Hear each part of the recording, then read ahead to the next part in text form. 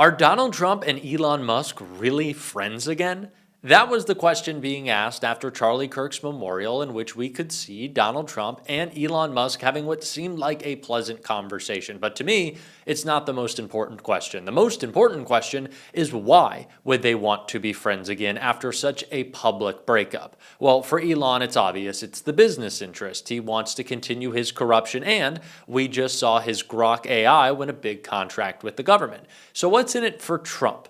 Well, of course, he wants to silence the man who started his Epstein scandal and has brought the most attention to it. But clearly, that hasn't worked, because once again, Elon has blown up the Epstein scandal as a new revelation comes out that we are going to get into. But before we do, if I could quickly ask you to leave a like on this video, and if you haven't already and you enjoy our channel, to hit that subscribe button, because it goes a long way in supporting our work. Now, before we get into how Elon is responsible for once again blowing up the Epstein scandal with new documents coming out, I want to start with the latest on the petition to make all the Epstein files public, the discharge petition that Lawrence O'Donnell gave us an update on right here.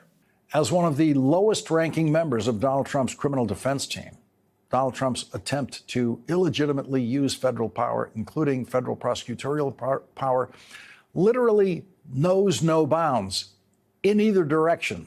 There's no rule too small for Donald Trump to break and no rule too big for Donald Trump to break. And as you just heard today, Donald Trump had a statue of him and his pal Jeffrey Epstein removed from the National Mall, where the statue had a permit to appear this week until Sunday at 8 p.m. The National Park Service removed the statue this morning, as they said, due to it not being in compliance with the permit. But the National Park Service refuses to say how the statue was not in compliance. It's a 12-foot tall statue, as you just saw, bronze painted statue of Donald Trump and the man who said he was Donald Trump's closest friend for 10 years, the sex trafficker and raper of children, Jeffrey Epstein, who Donald Trump said was a terrific guy. The two men are holding hands in the statue and smiling at each other. That statue made Donald Trump the first president in history to have a statue of himself placed in Washington during his presidency. The National Park Service possibly violating its own permit rules to take down the statue is the least, as we said, of Donald Trump's abuses of presidential power. Last night, in a special election, voters in Arizona gave our first guest tonight one more member of the Democratic team in the House of Representatives. House Democratic leader Hakeem Jeffries will be joined on the House floor by Democrat Adelita Grijalva, who won a special election for the House seat held by her father, Congressman Raul Grijalva, until his death in March of this year. That means one more signature for the discharge petition that can force a vote in the House of Representatives to release the Epstein files. Semaphore reports that Republican Congressman Thomas Massie is, quote, declaring victory on his move to force a vote on releasing the Jeffrey Epstein files after the election to fill a vacant Arizona House seat. And he says House Speaker Mike Johnson and some of the powers that be in D.C. are in full panic right now about it. They came back and tried to get the four of us to take our names off the petition, Massie told Semaphore after an event in his northern Kentucky district. They asked some of my colleagues who are co-signers, and they actually threatened them politically, not physically. Massie said if Johnson uses parliamentary tactics to evade a vote, that there's enough notoriety on this issue that people will know that he's sweeping this under the rug. He also said if there is language included in a bill to sideline the petition, those who vote for that bill are part of the cover-up. Donald Trump is terrified. The clock continues to tick. He cannot distract. He indicted James Comey, not only because he wants to expand his authoritarian project, but because Donald Trump knows that he needs to be able to intimidate and keep people from talking.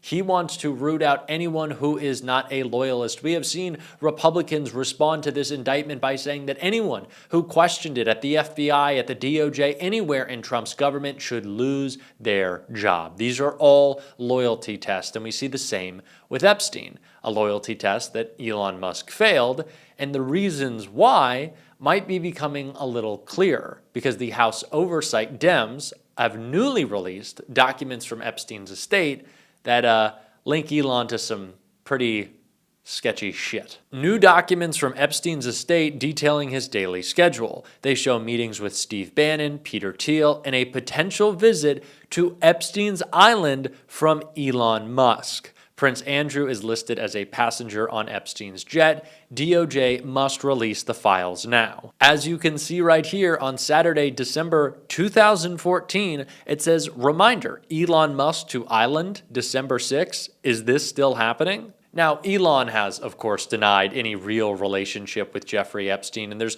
nothing that we can see so far to suggest that he actually did go to Epstein's Island. But boy, is that pretty fucking damning. And it just goes to show what Donald Trump is after right now in covering up the Epstein files. It's not just about him. We have to keep that in mind. Donald Trump isn't just worried about what these documents might reveal about him.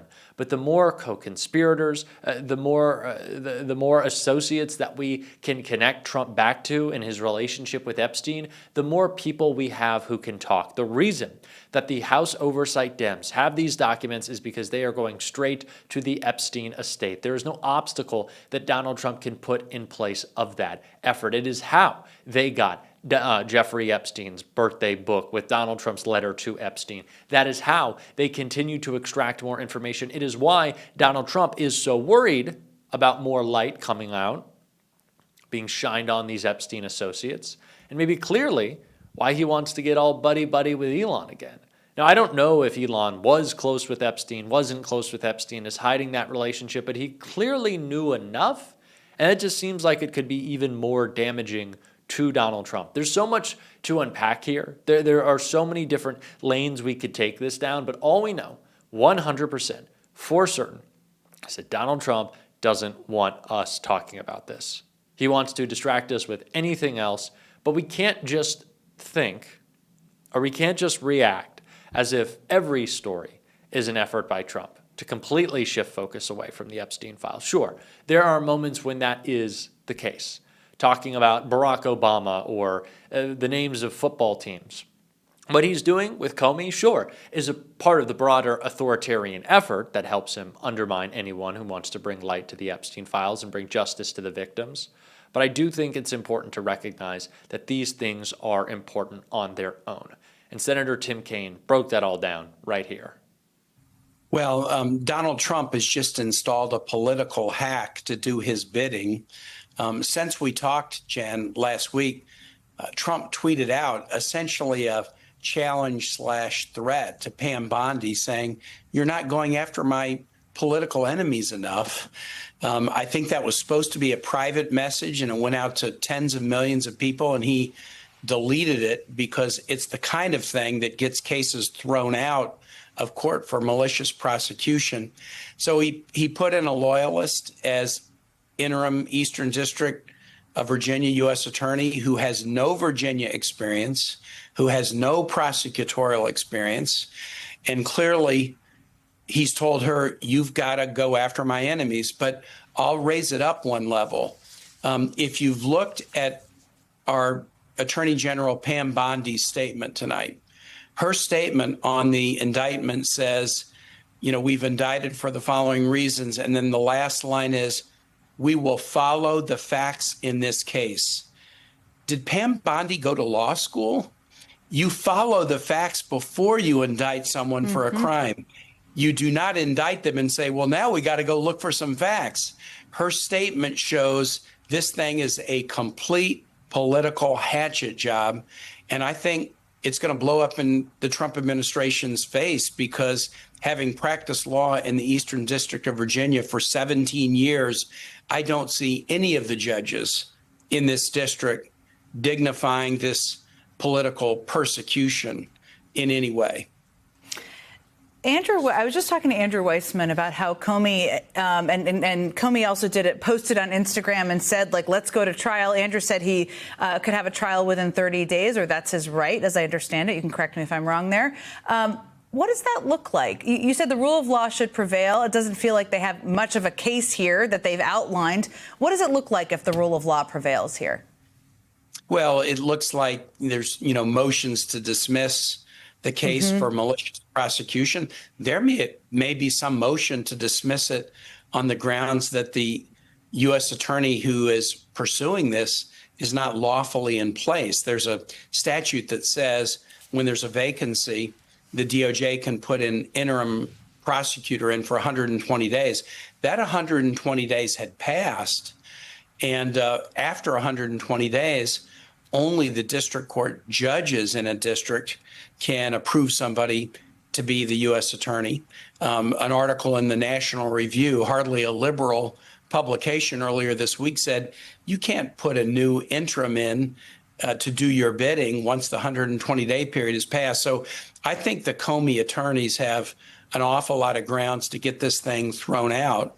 Look, I've had major differences in the past with Jim Comey that I don't want to really get into, but the guy's entitled to the rule of law. He's entitled to fairness. He's entitled not to be victimized by a clearly trumped up political persecution. And so I'm going to do everything I can as the senator for this state to make sure that Donald Trump doesn't pervert our two U.S. attorneys' offices who have had a high standard for integrity. Donald Trump wants you to think that he is inevitable. And I continue to say this on the show because I think it is such an important mindset to break out of. In the beginning of Donald Trump's administration, he was lauding himself as the most popular incumbent in history, that he won a sweeping mandate, that the culture had fundamentally shifted. And a lot of people went along with that idea, wrongfully so. It was a poor political calculation at best, to describe it that way. And at worst, it was fucking stupid. Why were you going along with Donald Trump's plan? What made you think you could trust this guy, that it would be different? Oh, it's Trump 2.0. Doesn't mean it's better. It means it's worse. They drew up their plans. They called it Project 2025. Did you not pay attention? Well, you did. Some Democrats in Congress didn't. And that's why it's taken us so long to get to the place where we are, where we have seen wins in fighting back. But we have seen those wins.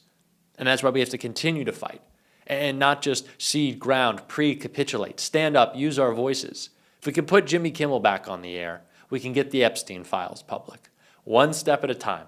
Let's keep on fighting. We're doing it on this show. If you want to support that, as always, you can hit that subscribe button, leave a like on this video. If you stuck around to the end, drop a blue heart in the comments. And if you want to become a supporter of the show in another way, you can subscribe to my Substack, linked right here or down below. Becoming a free or paid subscriber, one of the best ways to support the show. Keep on fighting. Don't let them silence you. And until next time, I'll see you soon.